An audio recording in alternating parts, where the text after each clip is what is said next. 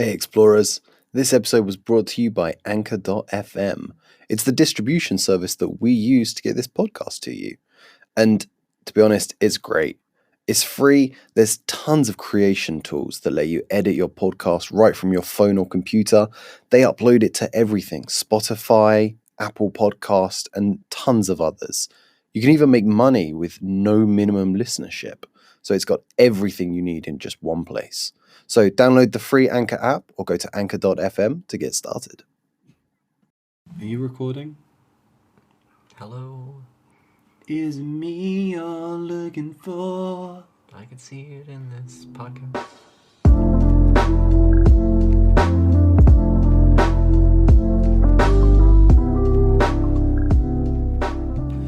Welcome to Rules As Written. As they are.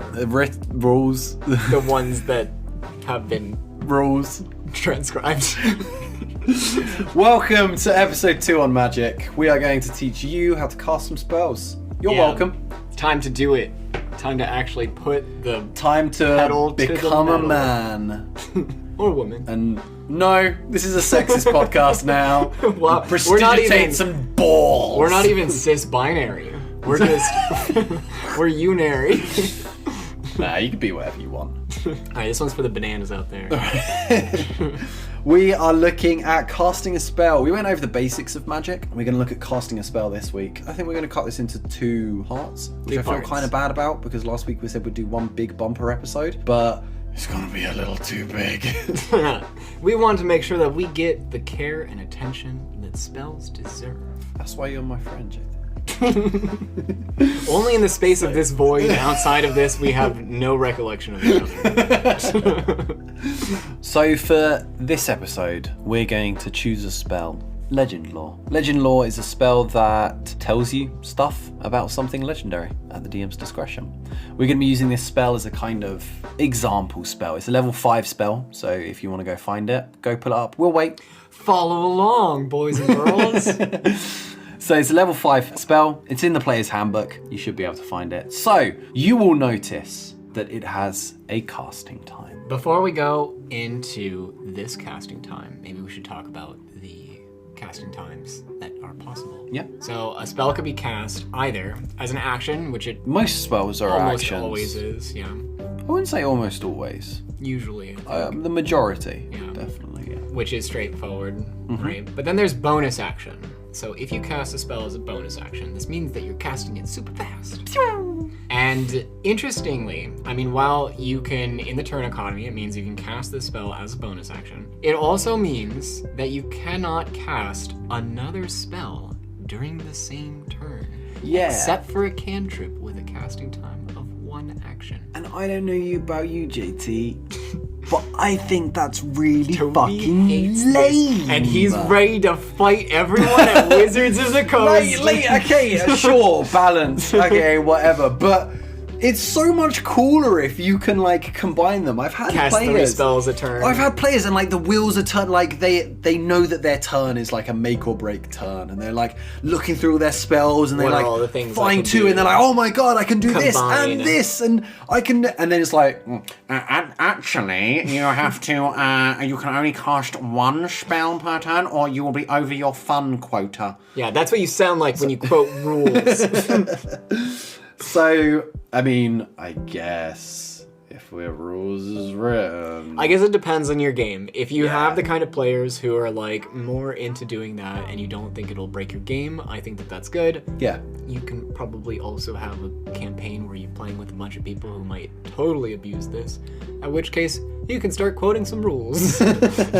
Yeah, but I mean, I think any DM should be open to it. Yeah. I feel like there's nothing horrifically broken you can do with it that you couldn't break with other combinations. Yeah, you'll have to see yourself, I guess, like if someone finds a way to make this like totally broken. Yeah, I think at that point it's just like the DM just can make things harder, Yeah. I guess. And honestly, it's not really something that comes up that Yeah. much at all. You're still using 2 spell slots. Does depend on how creative your players are and how much Yeah. they have read those rules.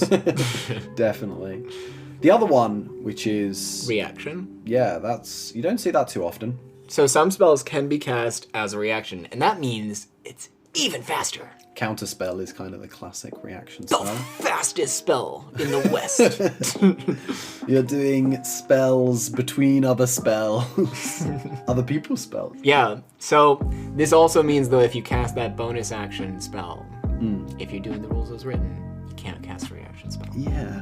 But if you do have a reaction spell, it is pretty fun to use those like counterspell. Yeah. Although there's so few of them. They really don't come So up few. that often. Yeah, it's usually like reducing damage and stuff. Yeah.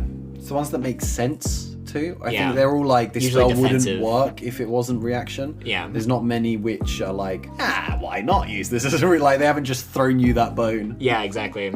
Oh, Yeah, otherwise those it's are pretty the- straightforward. Yeah. Those are the three things you'll find in combat. An action, a bonus action, or a reaction. Unless it takes a longer casting time. These are the kind of things you keep for outside a battle. Yeah, I don't know many but people if you that are cast like- it in a battle, there are rules for how you can do that. So in our example of Legend lore, the casting time is 10 minutes. Yeah. So you're in a battle, and, it's not looking so hot. You need to know some stuff about Legend that will be integral to defeating this BBG. And I need to know it now, or in 10 minutes. So if you want to wait 10 minutes, each round is 6 seconds, right? So you spend that many of your That's 100 actions. turns, You isn't spend it? 100 turns just My math casting the might be spell off. on each one of your actions. At which time you are concentrating, and at any point your concentration can be broken, which we'll talk about Take later. any damage. Yeah. Over 100 times. Protect the wizard. He cannot fail in getting the Actually legend. that's a good encounter, actually, isn't Maybe it? you could build an NPC around this Yeah, concept. that could You know, be good. there are rules around it. I don't know if you could figure out how to make 100. Maybe there's a more reasonable spell casting time, like 1 minute, where you could fit that in. 100 turns. But that's how that works. So they are concentrating, and they would have to go through those rules, which we will talk about later in this episode. Okay. So yeah, longer casting time. Try not to cast them in battle. I don't know anyone that is like, even if it's like a 1 minute cast time, you don't see many that are like 12-second cast time, like 2 turns. Yeah, it's usually 1 minute, 10 minutes, or like an hour. Yeah, so I don't know anyone who's dedicating 10 turns to a spell, let alone 100. There's somebody out there, and this let alone episode, 600. it's calling you out. It's saying, go for it. So those are your cast times.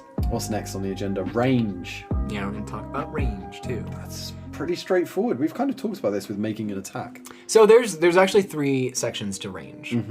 The first is the intuitive one, where it's like your spell, like Fireball, has like a range, and it has an Yeah, amount and of you're feet, throwing it.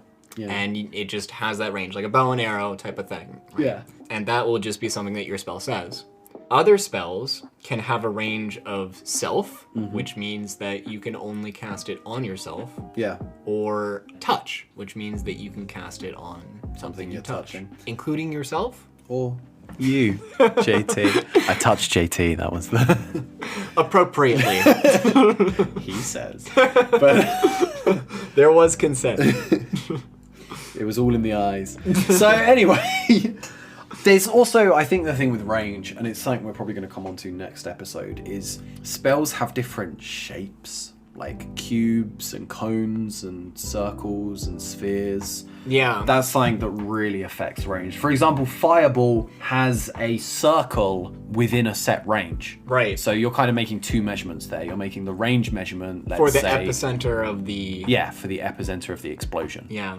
So you're making 2 kind of ranges there, as it were.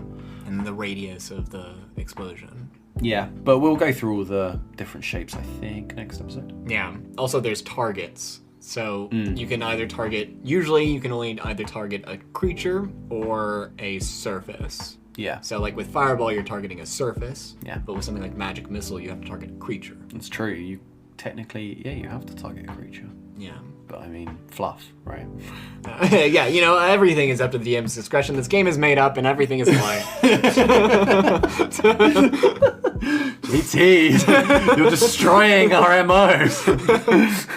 Focus! Rules matter! Rules matter. Components! That's what's next. Components. You will see a little components section of your spell. We've gone over time, we've gone over range. Components. There will be 1, 2, or 3, some combination of 3 letters. The first letter you might see is V. Is for verbal. So, verbal, I mean, it's what it is. Yeah, You've that got to would be able maybe- to say something. Yeah. But it's... You verb. That feels like slang, but I don't think it is slang for anything. I'm It is verbing. now. It's We're close to making vibing, stuff. I guess. We're making stuff. We'll fucking trend. But there's something like you've got to be able to speak. Yeah. People forget this a lot. People forget the kind of components a lot. They mostly focus on the M, which we'll get to in a second. But V and S are underused, I think, often ignored. Because if you are silenced in any way, you can't cast any spell that has a V in it. Yeah. Well, V in the component section. If it's got V in the title, you can still cast it. Yeah, that is something that a lot of people might forget. Mostly, like, that's something that you can use to your advantage if you know that there's wizards. This is trying to why cast the spells. number one counter to a wizard Sacking the wizard. is a sack over the head. Mage hand, a sack over the head, Binding verbal. gag. Yeah, Yeah. they're gone. Can't do nothing. Yeah, and we'll go over the next section why that's extra useful. But with verbal, it's just, make sure that you can speak. Role-playing potential for this is there's all this potential to be making up magic words for spells, baby. Yes! You could be like Pokemon and just say the name of it, right? Or maybe this has a feeling that erupts out of you. There's no specifics as to what it has to be. Just as long as it's, I guess, this is what it means to you, right? You are the magician. Yeah, there's a lot of roleplay potential. Untapped, I feel. Yeah. In the magic words, the verbal What a valuable component. resource that is not being utilized. I think maybe even less utilized is the S, the somatic, Somatic. which is A word that I learned in D&D. there's a lot of words we learn in D&D. A gesture, a gesticulation. Yeah, you gotta a move your with your hands. hands. Basically, yeah.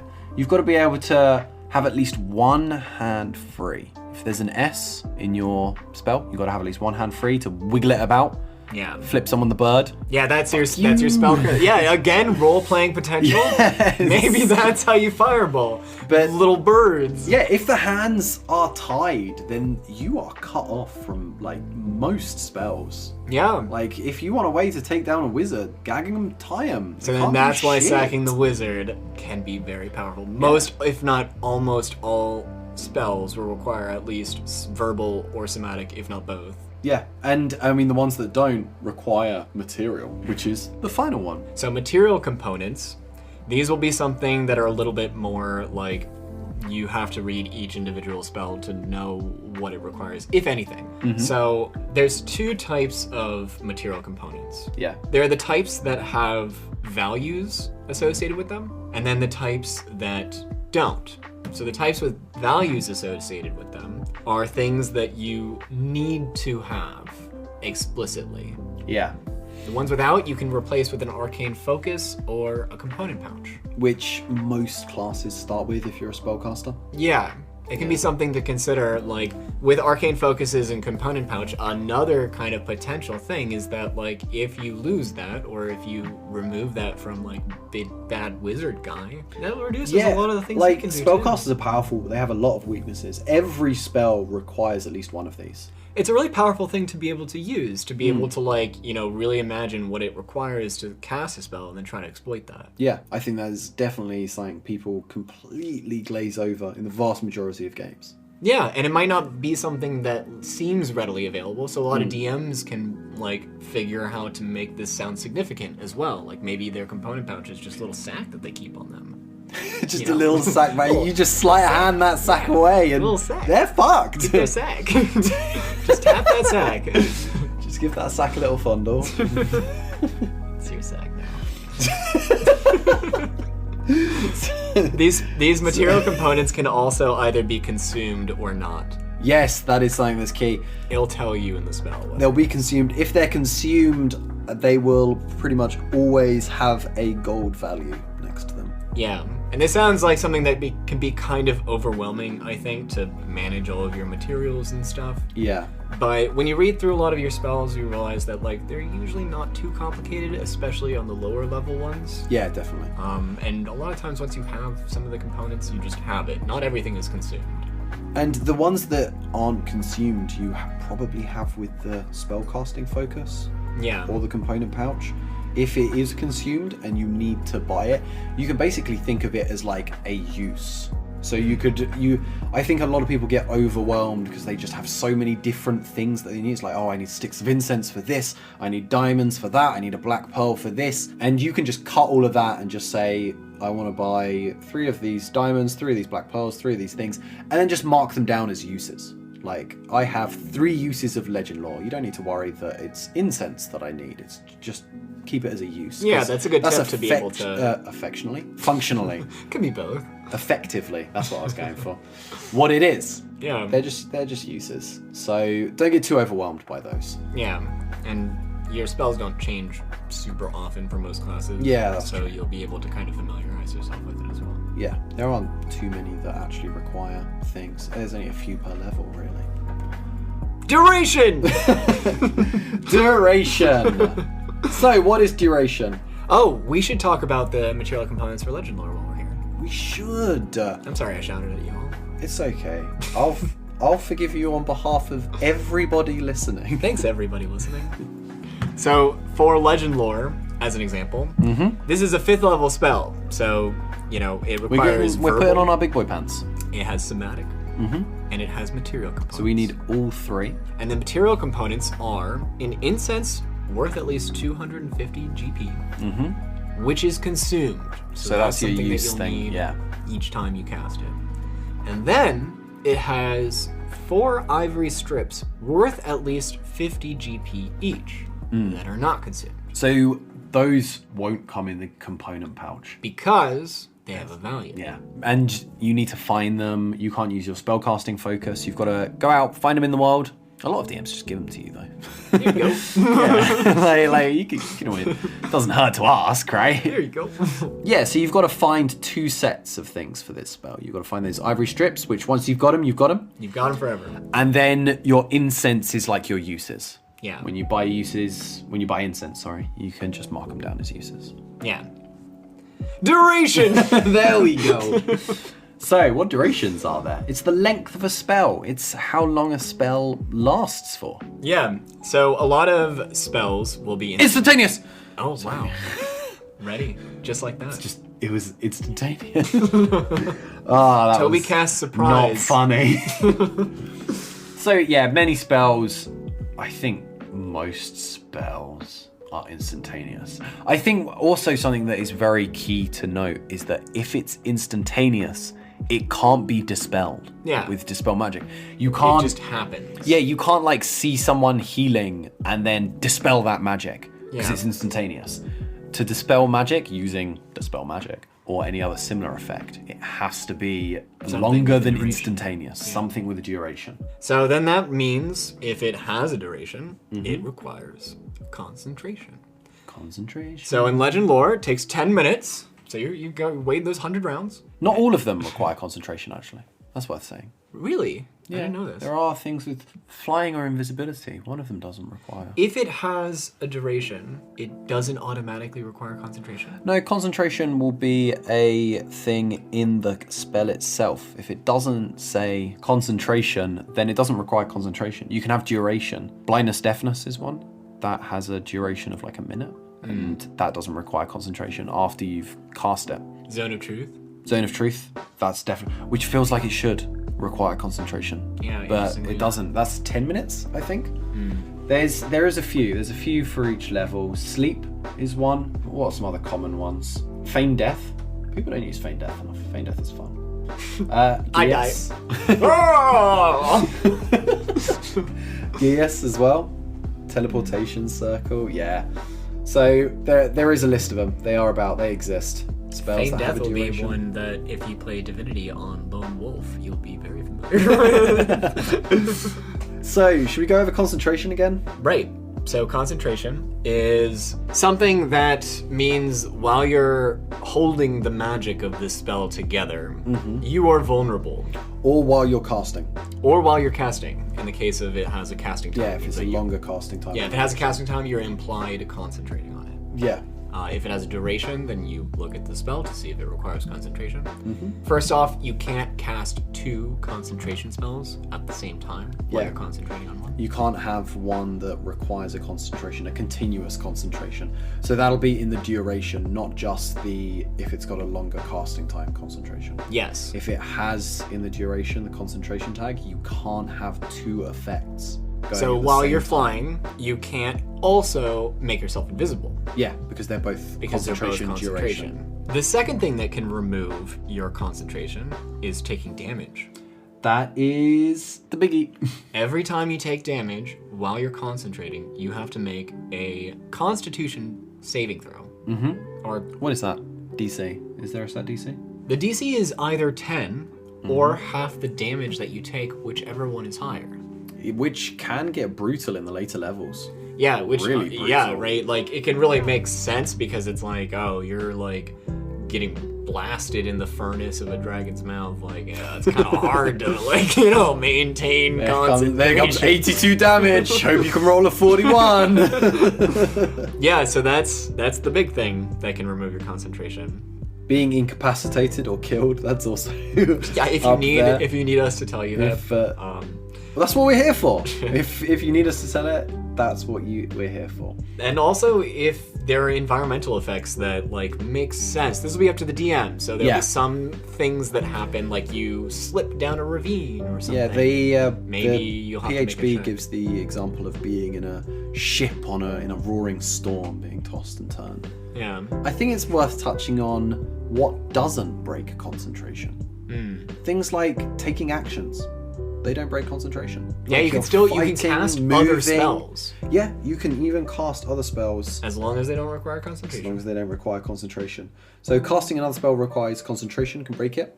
But if it doesn't require concentration, magic missile. You can go back up to the section on casting time. You use your bonus actions, your reactions, and your actions to cast spells. You can do that while you're concentrating. Definitely. If you're a DM, I would definitely encourage kind of being flexible with casting times and maybe even sometimes some concentration spells. Because there's things like Gias, which is concentration for 30 days, a mind control thing. Hey everyone, Future Toby here. Gias isn't a concentration spell. Shit, but the point still stands.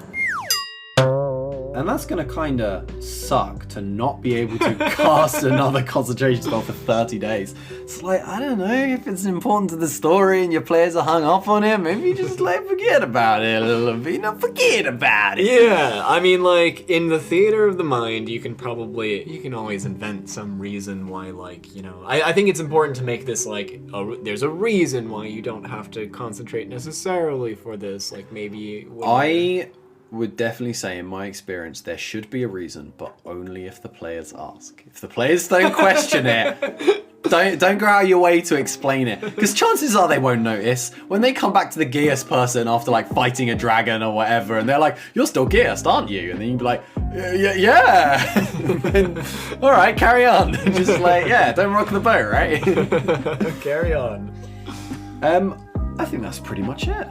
That is everything in this section for the part 1. Yeah, we are going to come back. Next time we're going to look over the schools of magic, attack rolls, saving throws, targets, areas of effect, combining magical effects. Yeah, the good stuff. Dig into it. Nice. But until then, until next week, take care.